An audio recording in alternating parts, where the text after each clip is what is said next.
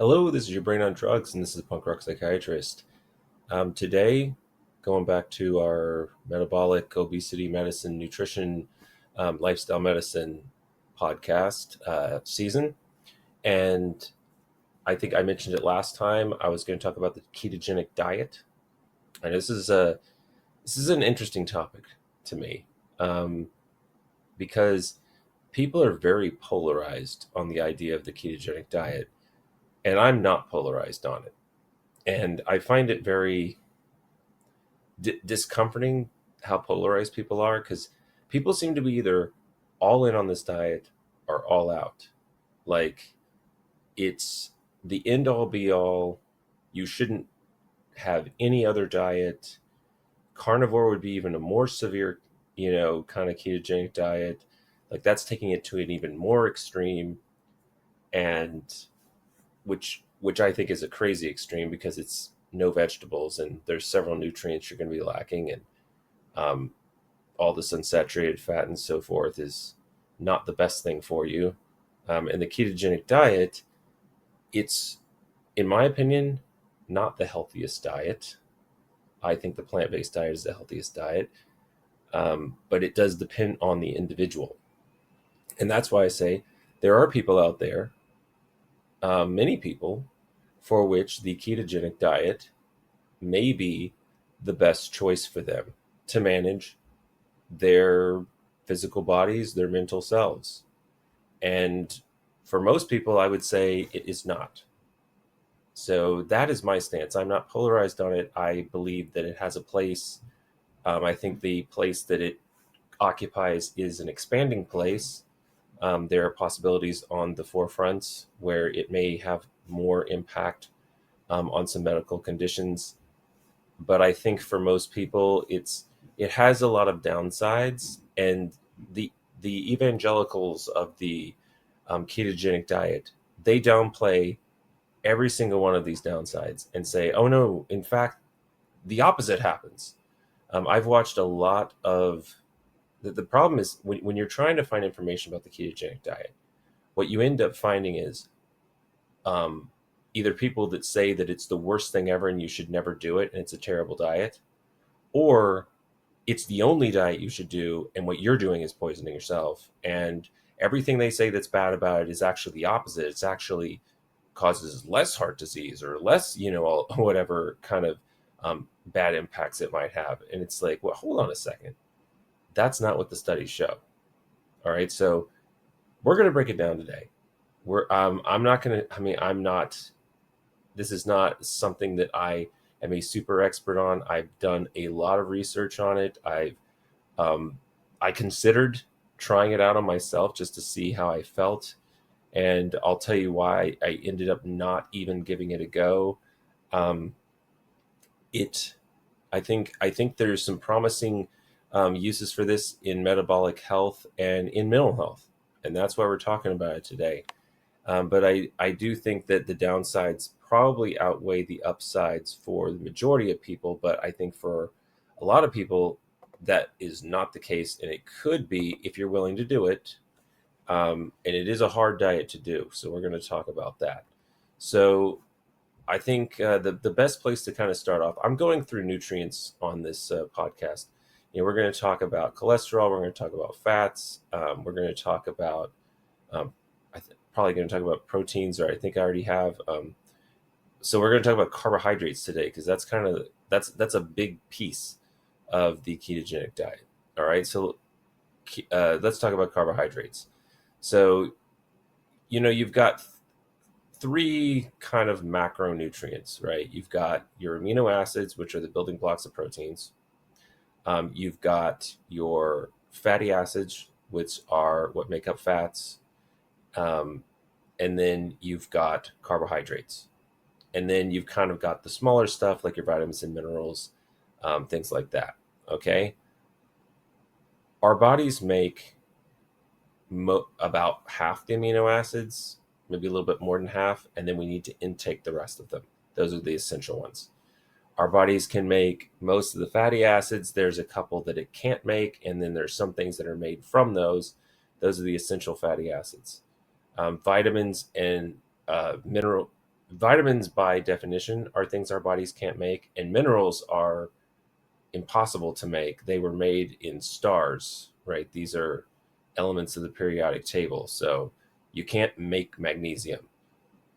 Magnesium is not created in our universe anymore. It was made a long time ago. All the magnesium we'll ever have exists in this world, and it just in this universe, and it just keeps cycling around over and over and over again. So minerals are by definition kind of essential because you can't make an element. It's not 100% true, but our bodies certainly can't, and it takes a tremendous amount of energy to make one, and they typically are not very stable. All right, so but carbohydrates are our body can make. Our body can make all the carbohydrates we want, and so if you are going to eliminate one massive thing from your diet and still survive, it would be carbohydrates. Because like I said, our body can make some of the amino acids, some of the fatty acids. Um, it can't make any of the minerals. It can't make any of the vitamins, but it can make carbohydrates. And carbohydrates are just glucoses that are stuck together. That's all a carbohydrate is. It's just a chain of glucose, and then an enzyme cleaves these glucoses off, and then of course there's an energy cycle involved. Those of you that took biochemistry will remember that you had all these cycles like this. The pyruvate cycle, I think, was one of them, and then there's one that starts with a C. Was it the cyclus something cycle, citrulline cycle? I can't remember. I didn't review biochemistry before this, but there's several cycles that happen, and essentially glucose is used to generate ATP, which is energy, which is what's used to make things happen in your body. All right, and our body can make glucose, and our body can use the glucose that we take in our diet. Okay, and our body can store glucose as carbohydrates. It can store it. It can store it as fat. It can store it as protein. It can store it as glycogen. So there's many different ways we can use glucose, and carbohydrates are probably the main thing that glucose is stored as. Makes it more compact. We store it for later because glucose can't be stored, right?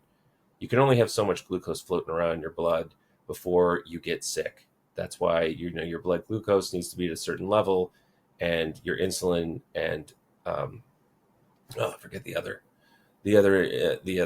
hormone off the top of my head, but one pumps it up, one pumps it down, and we've got to keep our glucose in a certain level, or it will start being toxic for our body.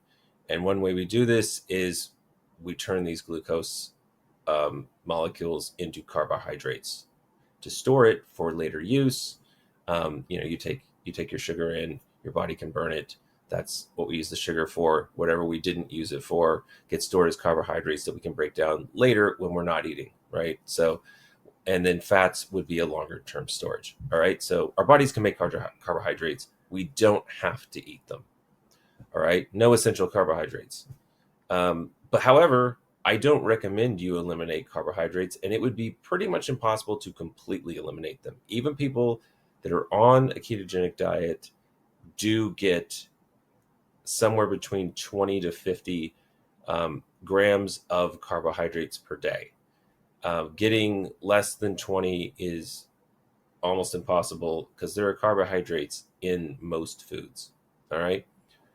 However, there are some folks for which eliminating carbs or severely limiting carbs may be beneficial. We're going to talk about that.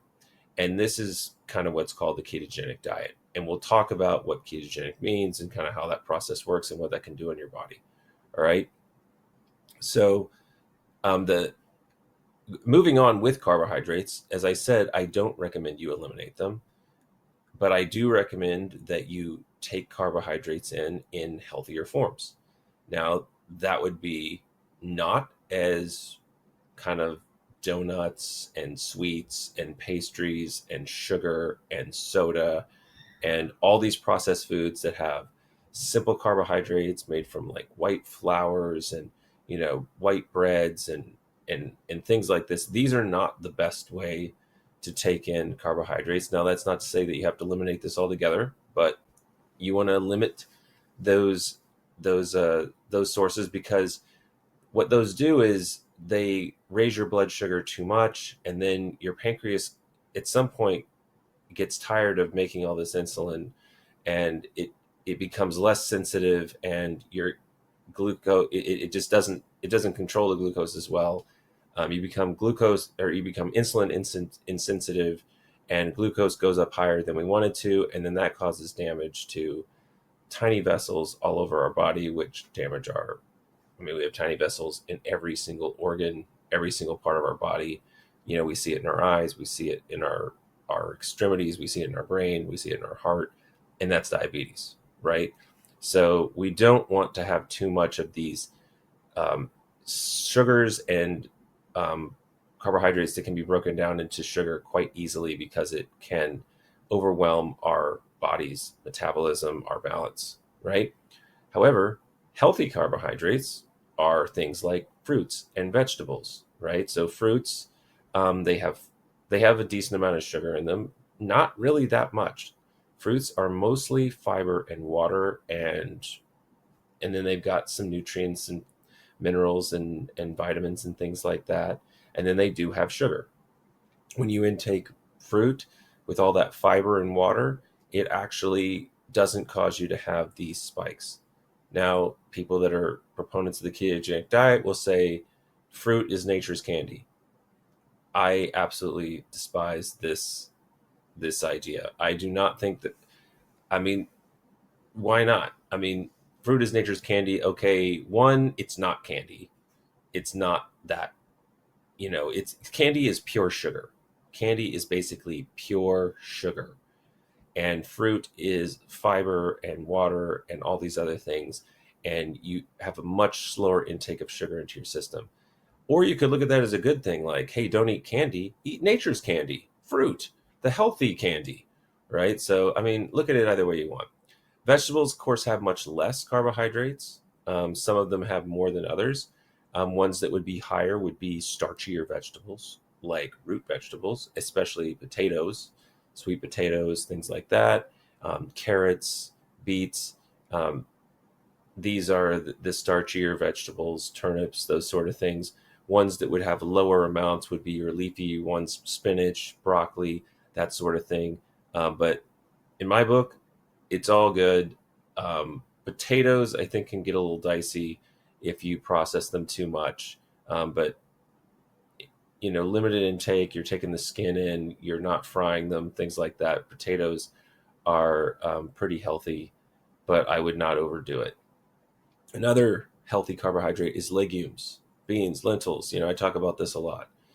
If you go on the ketogenic diet, you're not getting beans. And in my opinion, this is my opinion, and a lot of people have this opinion. Beans are probably the most amazing thing that you could possibly eat. Like if somebody asked me what is the healthiest thing, if I were going to pick a number one healthiest thing, what would it be? I would say legumes. Any legume you want, beans, lentils, any of that. That would be my number one choice. Because they're high in protein, they're high in fiber, they're high in vitamins and minerals, and they do have quite a bit of carbohydrates in them as well. But all that fiber and protein and everything else, it balances it out. Um, Now, if you're wanting to go on the ketogenic diet, you won't be able to have legumes because there's too much carbohydrates in them, and you won't go into ketosis. So, if that's our goal, unfortunately, you're going to have to eliminate legumes. And this is one reason why I would never want to be on the ketogenic diet, because I am not going to eliminate legumes. Not going to happen. Um, I mean, and then if I had to pick probably another most nutritious vegetable, because I mean, legumes basically are vegetables, to be honest. Fruits are also vegetables. I hate to break it to you. Um, People have this idea that all this stuff is different. Any edible plant is a vegetable. That's just the way it is. Edible plants are vegetables. Fruits are a subset of vegetables. They are the mature ovary of the flower, and then legumes would be their seed pods, right? So, um, sweet potatoes. I think sweet potatoes are probably one of the most amazing fruits that you can have, or sorry, not fruits, vegetables, right? So, or foods in general. So I say legumes is probably my number one, and I would put sweet potatoes really high up there. Sweet potatoes have some of the highest nutrient contents. I mean, you could almost live on sweet potatoes alone. I don't recommend it, but they've got everything. They've got everything you need in them. They've got all your vitamins, minerals. They're one of the most complete sources of nutrition of any vegetable. So, and they're high in fiber. They're really amazing. And I would advocate sweet potato over potato, but of course, also I'm not advocating to fry them, because frying introduces the unhealthy aspect of food. All right, so healthy carbs, fruits, vegetables, legumes, and then whole grains. That rounds it out, right? You go on the ketogenic diet, you don't get fruits, you don't get a lot of the vegetables, you don't get any of those root vegetables, any of those starchy vegetables. You're eating broccoli, you're eating spinach. You're really having to. You don't really get to eat fruit at all. You don't get to eat legumes. You don't get to eat whole grains, and you don't get to eat a lot of vegetables. And so you're mostly consuming fat, mostly consuming protein, meats, things like that. There are some fruit. Avocado is a fruit. That one is okay. So, um, but most people probably don't think of avocado as a fruit, though it is. Whole grains. So these are grains where you can see the grain with its coating, or something that's ground from that. It excludes most breads except for those labeled as 100% whole grain, though I tend to favor the sprouted grain bread as the healthiest bread. But of course, I also really like rye bread, and the higher the rye content, the better. The rye that I get from my baker is probably around 50%. Sometimes I'll get the 30% one if he's out of the 50. There's another baker I go to that makes an 80% rye. Um, at some point, the bread gets kind of too dense and hard. I don't think you could go much higher than 80%. I'm sure you can, but it's hard to keep it formed together. But sourdoughs are good, ryes are good, sprouted grains are good. Those are the ones I go for.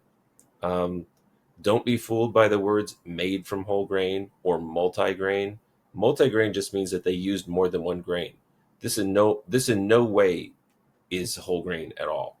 This is just like they just use different grains. That doesn't mean that there's any fiber in it whatsoever. Could mean that they have some like sesame seeds on it or flax seeds or something, but it's a complete white bread or whatever. So multigrain, that's a complete like misdirect. Made from whole grain, that just means it has whole grain in it. How much? Could be 5%. Who knows? It's hard to make bread from 100% whole grain. It's hard to get it to stick together. And also, people don't like it as much. And so it's harder to sell it, because people prefer the kind of bread that's not whole grain. And so they try to trick you into saying, "Well, this is the good stuff, and it's tasty too." Well, actually, if it's that tasty and it's that appealing to people, it's probably not the good stuff. But the more you eat the good stuff, the more that you'll crave the good stuff. That's what I always say. So what are some other examples of whole grains? Like I said, sprouted breads, oatmeal without added sugars, home pop popcorn, not that instant stuff, quinoa, freekeh, bulgur, kasha, barley, spelt, brown rice, corn, whole grain pasta, amaranth, farro, millet. These are look at all the options you have. I mean, people basically just eat like regular processed white flour and the stuff that comes from it, or like just white rice. But look at all the options you have if you do whole grains, and that's what I love. I don't think I didn't mention groats in there. Whole grain, those are, or like Irish oats, right? So oatmeal, you can get the flattened oats. I would stay away from the quick oats, but like the Irish oats, the steel cut oats, um, those are really good and they cook faster. I get the whole groats. They take forever, but the steel cut oats, which are like those whole oats chopped up into pieces, those are almost as good. Anything where you're like breaking things down a little bit more, there's going to be a little bit more raising of your glycemic index in the food. All right, so that's carbohydrates. That's what they are. Those are the ones I recommend. All right, so let's talk about the ketogenic diet and mental health.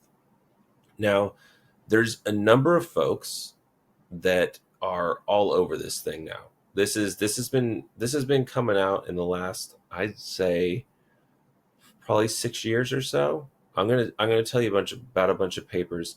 I don't know if anyone is interested in ketogenic diet mental health. They probably heard of Dr. Chris Palmer. I think he's up at Columbia. He's on every podcast. He is like a guest on pretty much every podcast I've ever listened to about this stuff. He is a huge advocate. Um, he tells his story about how he had all these mental health problems and he switched over to the ketogenic diet. I'm watching I forget the name. I think it's like Diary of a CEO or something like that. It's one of these YouTube channels and or podcasts. I think that's the name of it.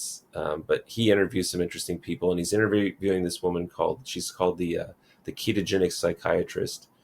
And I'm in the middle of that right now. And the thing about a lot of these like psychiatrists, and another one is this Dr. Sethi out of Stanford. So there's several of them that are kind of really into this. But what I notice is a lot of these people, not all of them, had some sort of illness and then treated themselves with the ketogenic diet and felt like it worked incredibly well. And now they're basically saying it's the only diet. You have to do this if you want to be healthy, and you're going to have metabolic problems if you don't do it, and you're going to have mental health problems and all this stuff. And I feel like they just kind of take it too far. Like, and they make it sound better than it actually is, and that it has like no downsides. And this is just not the case. Okay, so they've theorized that there's a direct connection between metabolic health and mental health. The theory being mental health disorders are metabolic disorders of the brain involving mitochondrial dysfunction, right? So that's kind of the idea that like schizophrenia, bipolar, severe depression, things like that. Um, that I mean, we really don't know why this stuff happens. We haven't really figured it out. We have theories, we have signs, and we have brain scans where we say, oh, it kind of looks like this, or neurons kind of do this thing, and healthier ones kind of look like this, but we don't really know why this happens. And so this theory is that they're metabolic disorders, just like diabetes is, just like, heart disease and things like that, like high cholesterol and high blood pressure. These are mental health disorders. The severe mental health disorders are metabolic disorders, and you can treat metabolic disorders with diet changes, and the ketogenic diet is one of those options.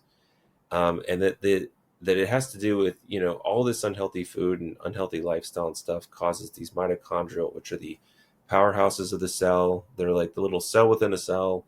That's where we make our ATP, and they're not working right, and the ketogenic diet can fix them up. That's kind of, and then that is gonna, and these are inside these neurons, and the neurons will then function better. And I'm going to break this down and actually tell you what the ketogenic diet does to neurons, because it does do stuff. And so that's kind of the theory. Um, those of you that know a lot about this would know that the first use of the ketogenic diet was in pediatric childhood epilepsy in 1921. This is still done. It is a real deal. Johns Hopkins, I believe, is the one that came up with this. They have a ketogenic diet to treat epilepsy center. There's some in other parts of the country. Um, you you could not need the anticonvulsant medications that treat epilepsy, which is a disorder that causes seizures.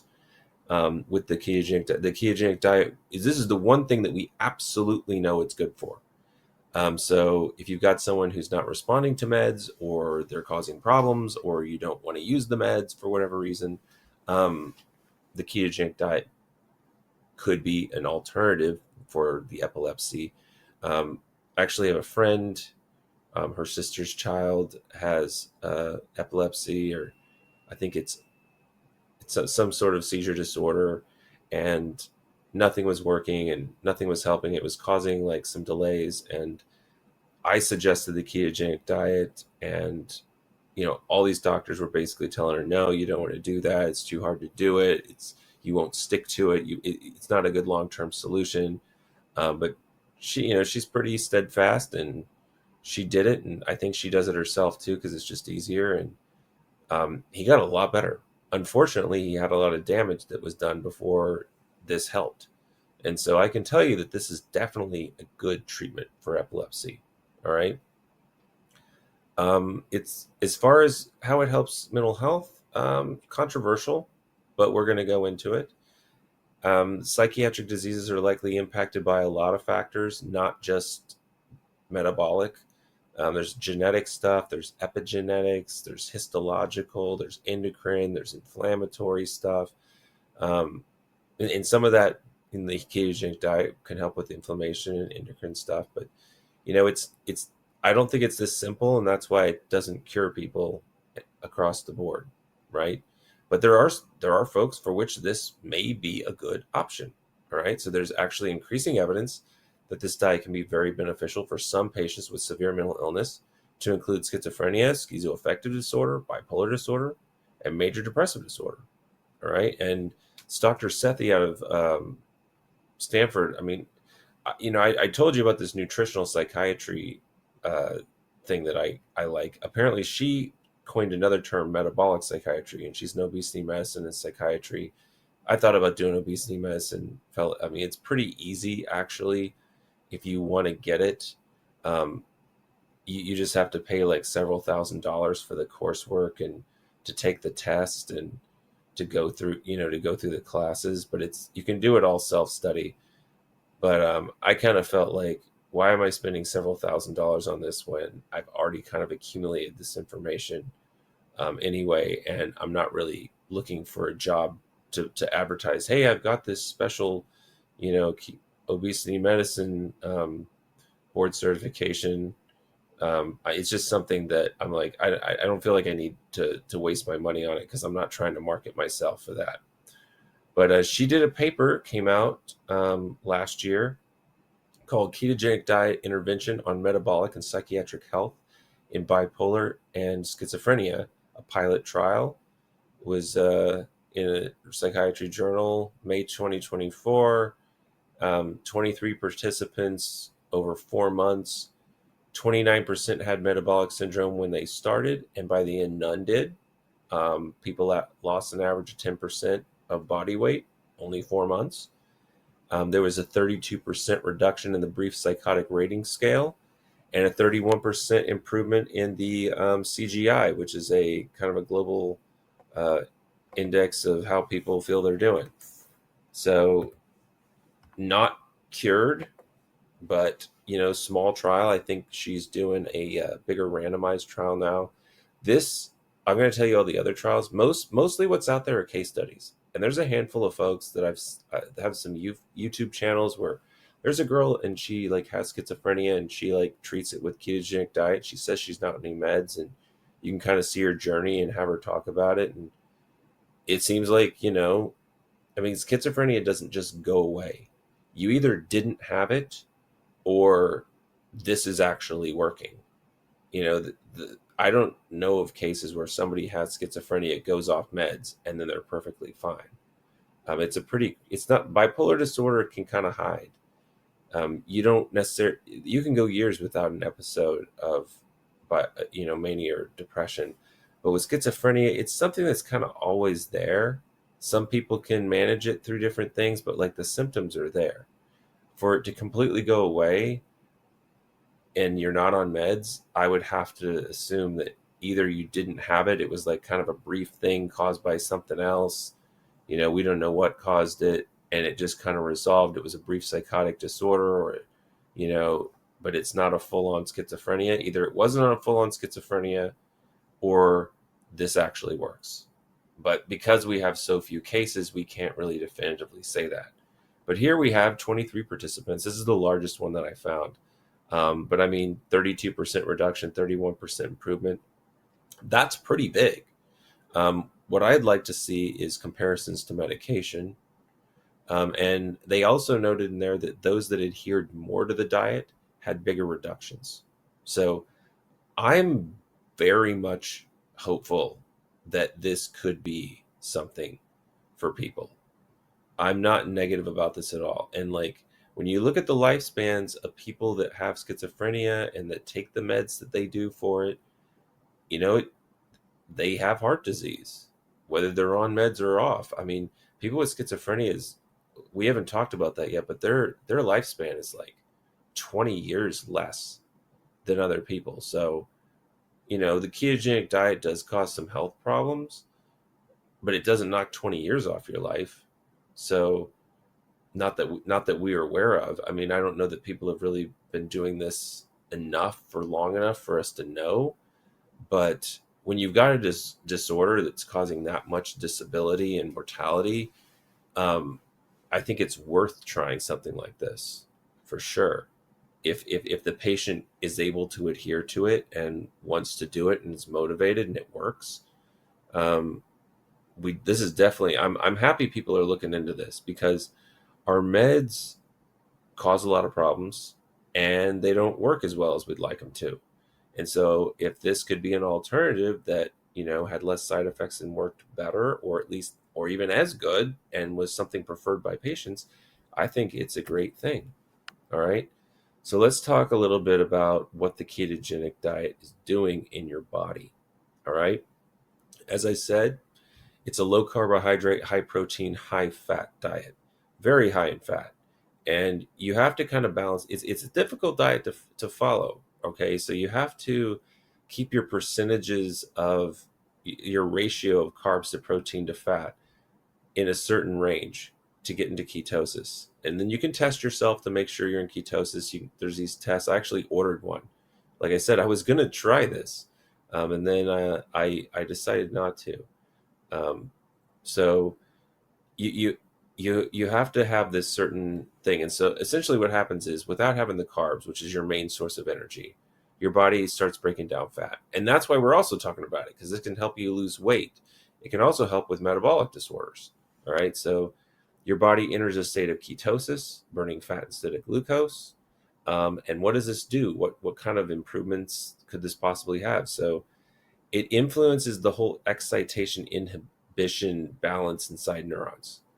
Glutamate, which is our primary excitatory chemical in our brain, is inhibited by being in ketosis, right? And it also, you have an increased conversion of glutamate into GABA, and GABA is our major inhibitory chemical in our brain. And we generally think of having more GABA is good. Benzos act like GABA, but they cause addiction and all these problems. And so if we can have a diet where our glutamate to GABA ratio is better, that's a good thing. And we haven't talked about schizophrenia yet, but glutamate plays a huge role. And so if we're changing our glutamate levels, I could definitely see how that could have that would be a theory for me on why it could be helpful. Not just this mitochondrial dysfunction thing, but this whole glutamate thing is involved, right? All right, so you also get an increase in BDNF, that's brain-derived neurotrophic factor. That leads to improved mitochondrial numbers, the health of them, and improved function of mitochondria. Okay, you get higher plasticity and more neurogenesis. So plasticity is kind of your ability for your brain to kind of change, and neurogenesis means making new neurons and new dendrites and new connections to other neurons. Okay, and so this also may increase ATP, that's our energy production in the brain tissue. All right, so that's, that would be a good thing. And then you get an inhibition of the inflammasome. And it's like, what is the inflammasome? Apparently the inflammasome is, I had to look this up before the podcast because I had it in here. I was like, what is an inflammasome? So inflammasome is a group of proteins inside your cells that kind of is caused the cascade of chemicals and cytokines to get released that lead to inflammation. And so you get inhibition of this process, which decreases inflammation in the body and in your brain. Neuroinflammation goes down. Now, the gut this is the thing, the gut microbiome is negatively affected. This is why I love legumes. I love fiber, fat. Like this is a lower fiber diet than a plant-based diet because you're not eating that many plants, right? And so, in my opinion, this is going to have a negative impact on your gut microbiome. And I think having a positive impact on your gut microbiome improves your mental health. And so I would say, try the plant-based diet. It is proven to be more effective. If for you, for whatever reason, that's not working out, this might be an option. Okay. Um, so next, there's an improved insulin signaling to the brain. And the things that ketogenic diet, we already mentioned the mental health disorders. What are some other things? Diabetes type 2, obesity, polycystic ovarian syndrome, migraines, even maybe autistic spectrum disorder. I mean, I don't know what evidence is for that, but this is, like I said, may help with neurodegeneration. So neurodegenerative disorders are things like Parkinson's, Alzheimer's, and substance use disorders. So these are all possibilities. I would say definitely on the diabetes, obesity, and probably the PCOS, and then those other ones, maybe. But like I think there's not really a whole lot of evidence for it yet. Not that there's evidence against, but like I think those are possibilities. So ketogenic diet for mental health differs from the diet for weight loss. So that's another thing. The amount of carbs and the kind of ratios that you do for seizure control is a lot less carbs. And the less carbs you take in, the harder it is to do the diet. Okay. Most people can probably do a regular ketogenic diet for weight loss by themselves. If you're going to do the one for seizures, you really need to be followed. Okay. And for mental health, it's going to be something similar to that. All right. So you should be monitored by a trained specialist and dietitian. And I am neither, but I'm going to tell you the kind of things that they do. All right. So if you're going to put somebody on this type of diet for mental health, what do we need to know? First, there are some contraindications. There are some things that if the patient has these, the ketogenic diet is something that could be dangerous. Most of this stuff is uncommon. Okay. So there's a whole bunch of rare metabolic disorders. And these are things that I have absolutely never seen. Actually, I've seen one of them. But like a lot of the folks that have these are very mentally disabled. And I don't know why you would probably not be considering a ketogenic diet with them. But here are some of them. Okay. So there's some fat metabolism disorders, familial hypercholesterolemia. So this is a genetic disorder that causes really, really high cholesterol. Gaucher's disease, Niemann-Pick disease. Niemann-Pick I've seen once. Familial hypercholesterolemia, that's not super uncommon either. I've never seen Gaucher. And then medium chain acyl coenzyme A dehydrogenase deficiency. I'd never even heard of that until I put this slide together. So I not only have I never seen it, I was never taught that this existed in med school. This must be like extremely rare, or something that we even discovered after I went through school. And then there's some other ones. There's some carnitine deficiencies. So these I've never seen any of these either. So primary carnitine deficiency, carnitine palmitoyl transferase deficiency, carnitine translocase deficiency. Never seen any of those. Porphyrias, those are really rare. I've never seen a patient with porphyria. I'm sure. I mean, they're not that rare. I just especially in the military, just and overseas, I'm not exposed to as much of this. But in med school and training, I never saw any of this. Pyruvate kinase deficiency, pyruvate carboxylase deficiency. Never seen those either. But if somebody has this, they should not be on this diet.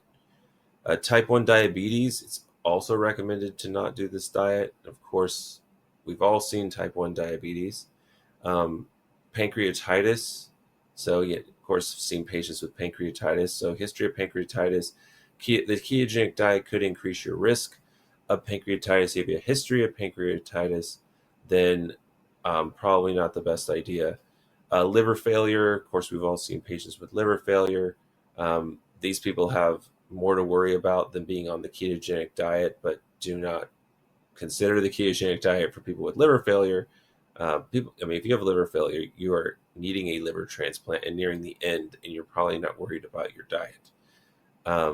And then SGLT2 inhibitors, they can cause ketoacidosis, and so recommended if someone is on SGLT2, the ketogenic diet. I don't know if it's a contraindication. I actually heard on this podcast about someone saying that the SGLT2 inhibitors could actually help you go into ketosis. And so I don't know. I would be careful with that. I would want to know a lot more. But those other ones, I would say definitely not. So what are some other considerations? All right, so you're also going to have to worry about loss of electrolytes with the ketogenic diet, especially in the first month or so. And so the reason why this happens is because you get glycogen depletion, and glycogen is kind of like your first line storage of carbohydrate energy. You've got sugar is used immediately, and then glycogen is once you don't have enough sugar going through your body, glycogen is kind of released to release more sugar, and then other carbohydrates are broken down after that, and fats and so forth. So glycogen is like whenever you are exerting yourself and you're not actively eating, glycogen is what you're using, and you're going to have a lot less of it if you're not taking in that much carbohydrates. And so you're going to get reduced insulin, and this whole process leads to an electrolyte loss. Sodium is one that you're going to have to worry about. And this is dangerous. All right. So you're probably going to have to take extra sodium. So even if you're taking in the same sodium, what's going to happen is because of this glycogen depletion, you're going to get loss of this. So you need to take extra, right? So about 1.5 to 2 teaspoons of extra sodium a day, especially the first 4 weeks. Potassium, 3,000 to 4,700 milligrams per day. Magnesium, 300 to 400 milligrams per day. And then selenium, probably going to need some selenium as well. This is something that most people don't think about. It's not checked on standard tests. It's something that you're going to have to do a special check on. This is why you need to see someone who knows what they're doing with this diet. You can actually die from selenium being too low. All right.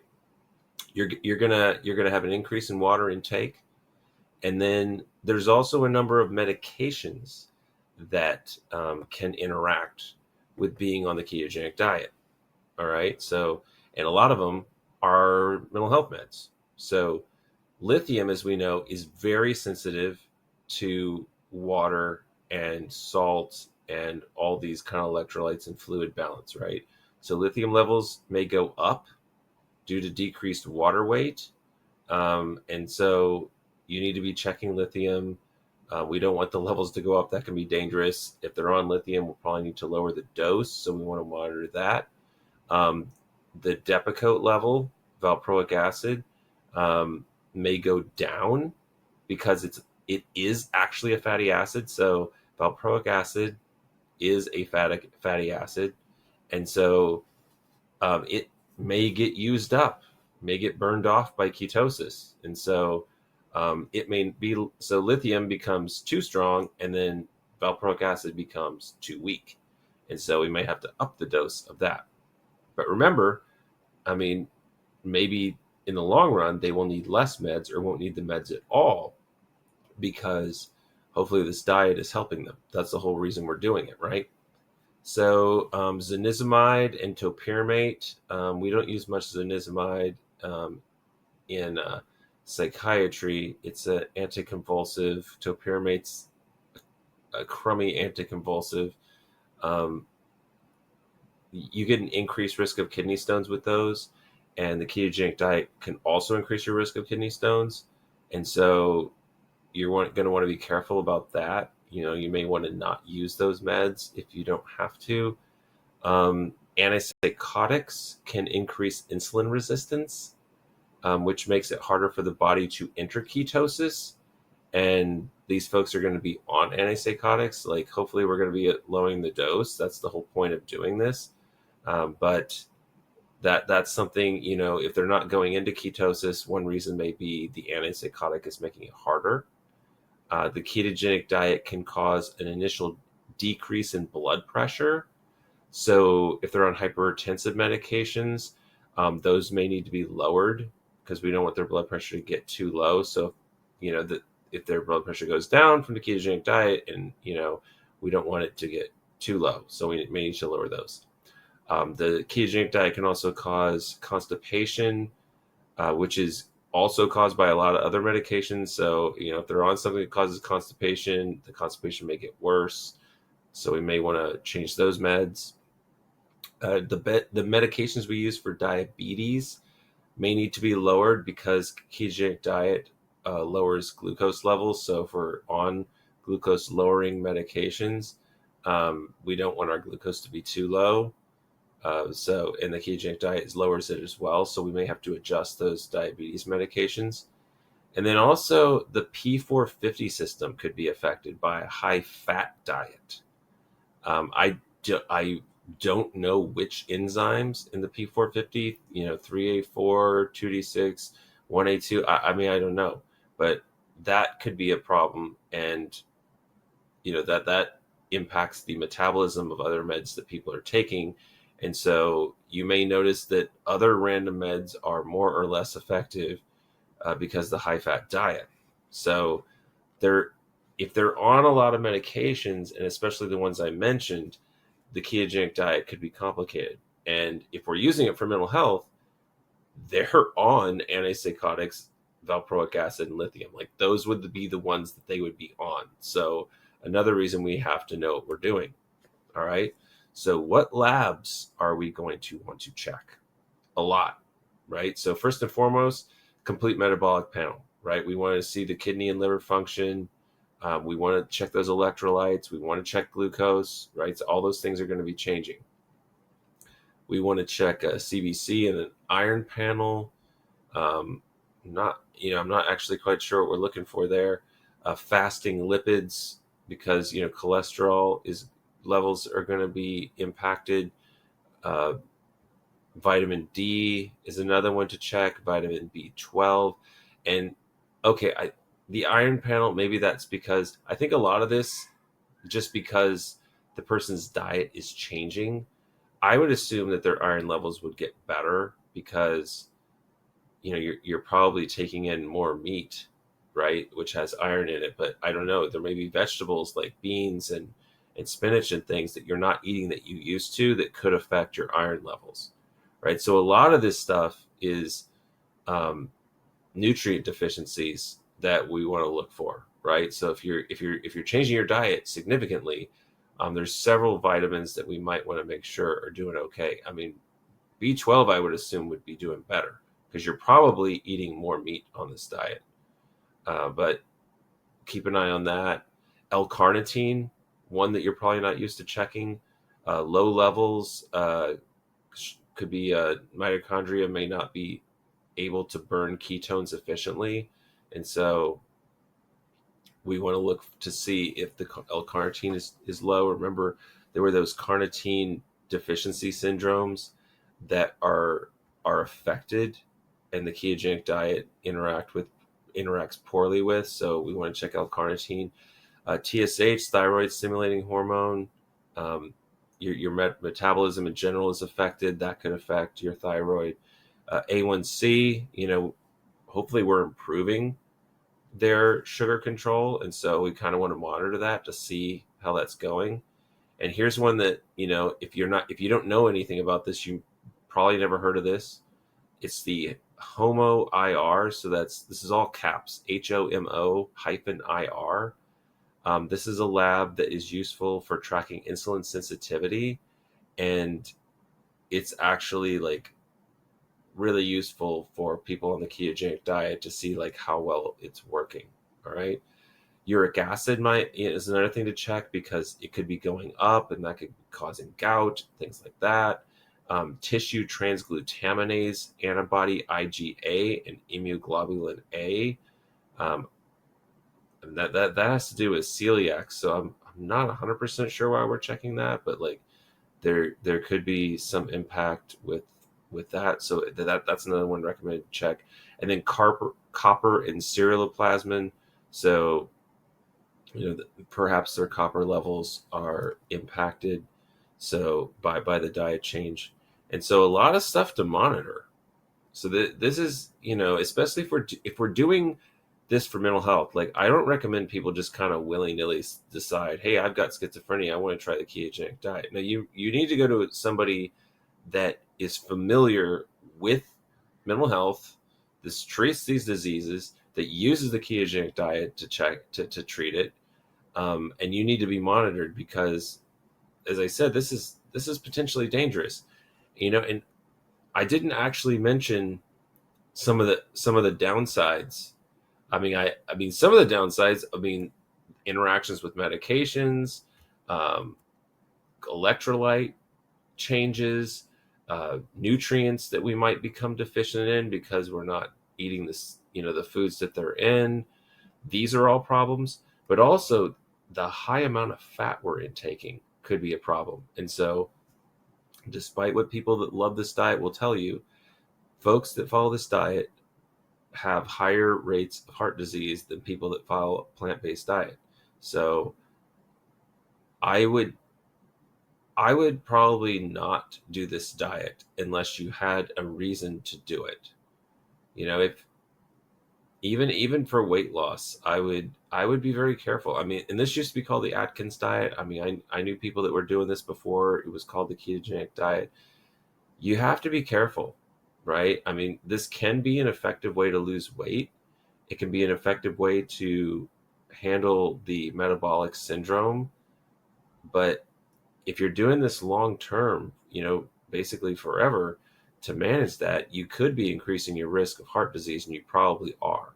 And so it's not really clear if it's, if it's better than not doing it.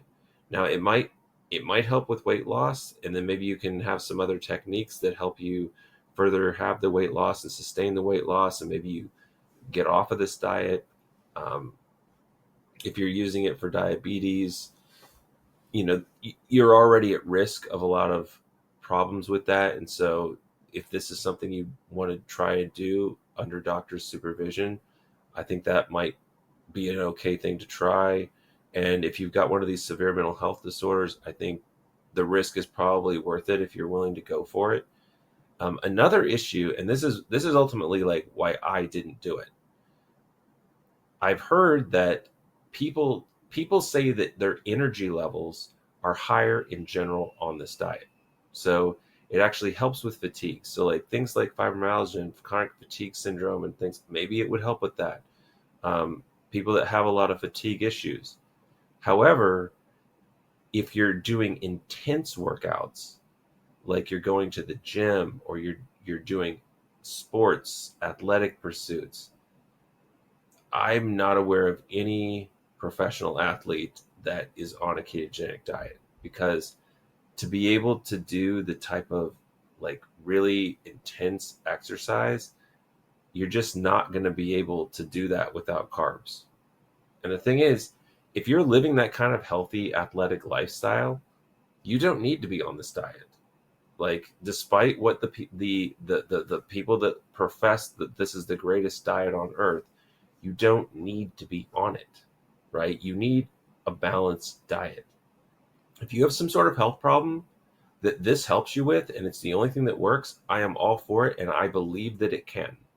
However, if you're just kind of a regular person that's thinking, I just want to be healthier, I want to pick a diet that's healthy for me, and you're a healthy body weight, you're in shape, you know, you don't have like any chronic disease that this might be helping with, you're kind of your run-of-the-mill person out there, and you're just thinking, what's the healthiest diet for me? It's probably the plant-based diet. or a pescatarian diet, or something of that nature, right? A whole foods based diet. I mean, I don't, minimal amounts of meat. Plant based doesn't mean vegetarian. It means some meats, but like 90% plants. Um, that would be the diet I would recommend. And if you're the kind of person that is perfectly in decent condition, this is not something that I would recommend for you. Um, I would say it's probably going to make it harder for you to do intense workouts. It's going to raise your risk of heart disease. It's going to increase your risk of nutrient deficiencies that you don't have right now. There's no reason to use it. And so I wanted to try it just to see, you know, I do try to keep in really good shape, and I was working on like getting rid of the last bit of, I wanted to lower my body fat percentage even more and see it just to see if I could do it and if this diet would do it. I'm already pretty low. I'm about 10.5%. But I thought, what would 7 or 8% look like? Because I'm not getting there. Like this is I'm kind of and I'm happy with it. But I just wanted to see, what would happen if I was on this diet? Would I get more defined muscles, right? And the problem is I'm going to lose my muscles because I'm not going to be able to work out at the gym as hard. And that's kind of what I realized. And I was like, you know what? I'm not doing this. I don't want to, like, I want to get stronger and have, strength and strong muscles. And if this diet is making it to where I can't lift as heavy and have as much energy when I'm doing my workouts and my cardio and stuff, and I'm just trying to use it to lose a little bit more fat, then no, don't do it. You're gonna bite yourself on the other end with that. So I would not recommend that. So that's why I decided not to even try it. And the thing is, I do travel a lot, and you can see that on my Instagram. Um, and so like I can't control my diet as much when I travel. And I was like, when I'm not traveling, I thought about trying. And then the other thing is, you really have to do this more than a few weeks. And I was like, there's no way I'm going to do this when I'm traveling, because like I'm going to eat what I want to eat. I'm going to eat the cultural foods and have the food experiences I want. I'm not going to limit myself to a ketogenic diet. I was like, so I could go on this for like 3 weeks. And I hear that people do feel really, when you first go on the diet, you feel really tired. You have to be on it for a while before you start noticing some improvements. And I was like, I'm not going to be able to sustain this because I want to have food experiences in my travels.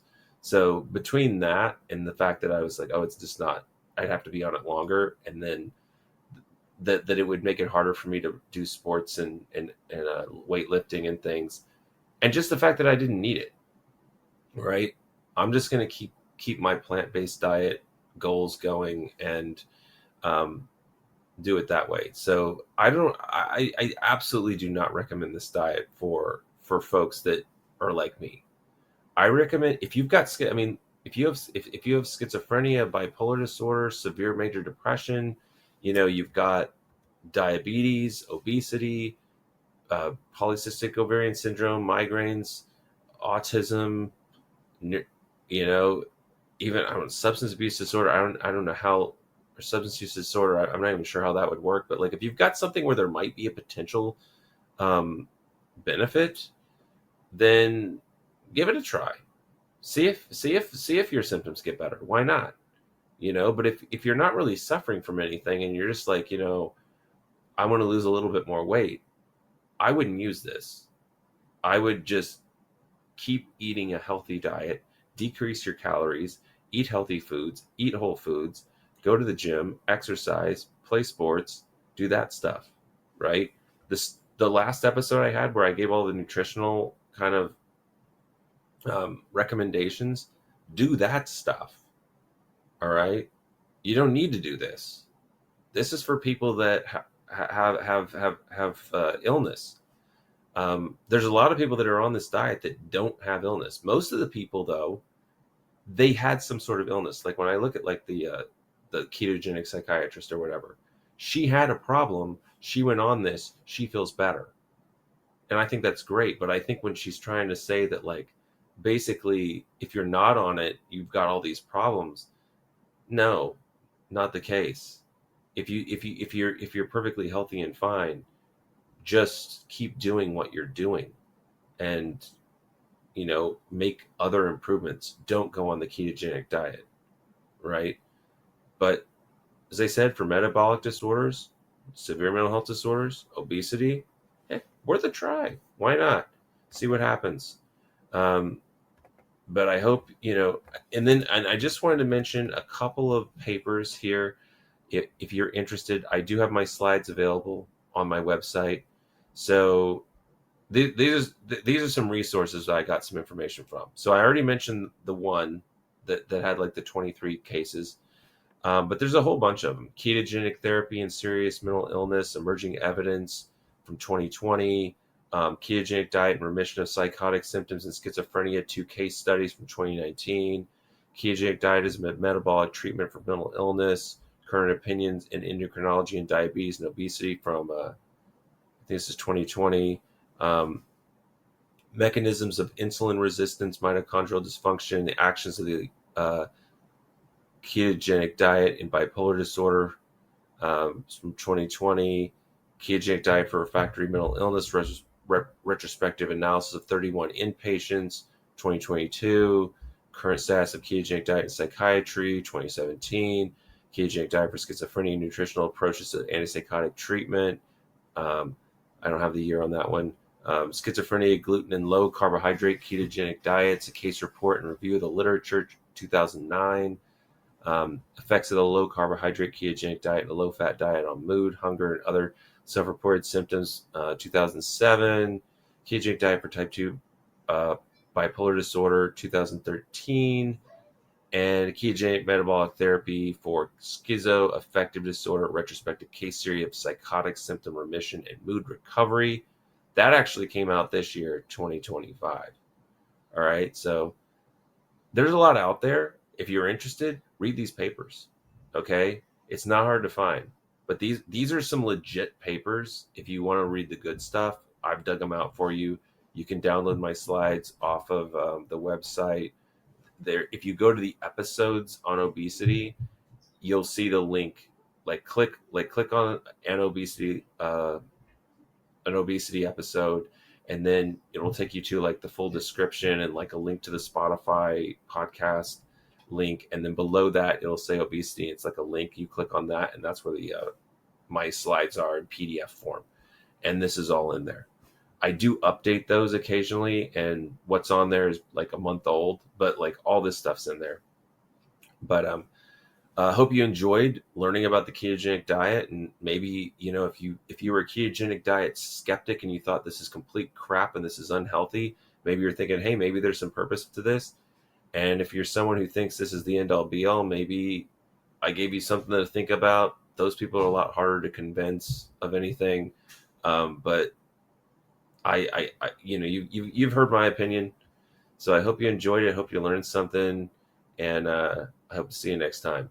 And for today's song, I have gone with Cheese, Where's My Slice by NoFX from a very early album of theirs called Ribbed. This is the earliest song I've used by them. I like their whole 30 plus year collection of music. I picked this song because the word cheese is in there, and we're talking about ketogenic diet, so cheese is one of those things that you can have on the ketogenic diet. They actually don't even say the word cheese in the song. It's a pun. Cheese, where's my slice? They just say, where's my slice? But this was the best song I could come up with for a ketogenic diet. But I also kind of thought how they say, I want more than equal rights. I want everything for free. It's kind of like, I feel like people that promote the ketogenic diet are saying this is the end all be all. I want this to be the only diet that exists. I want I want it all. I want to say that it has no side effects. I want to say that, that there's nothing, that plants are trying to kill you, which is something that people say, that fruit is nature's candy. I want it all. I want more than equal rights. I want everything for free. And I want to eat some cheese because I'm on the ketogenic diet. All right. So I hope you enjoyed the show. I hope you'll come back next time, and I'll see you then.